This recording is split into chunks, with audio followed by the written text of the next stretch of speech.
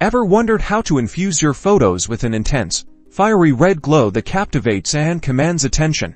Today, we're diving deep into Lightroom to unleash the power of creative color grading and split toning, transforming ordinary images into extraordinary works of art. First, let's establish our base in the Develop module. Navigate to the Basic panel. We'll subtly adjust the temperature and tint to create a cooler, less saturated canvas, allowing our red to pop. Next, for the heart of our red glow, head over to the HSL Color panel, select the Color tab and then choose the red color. We'll manipulate the hue, saturation, and luminance sliders for red, pushing the hue toward a vibrant orangey, boosting saturation for intensity, and slightly decreasing luminance to add depth. Now, for that ethereal glow effect, let's explore split toning. Open the split toning panel. For highlights, click the color swatch and select a rich, deep red. Then, experiment with the saturation slider to control the strength of the glow. For shadows, choose a slightly darker red or even a hint of magenta to complement the highlights and add complexity. Again,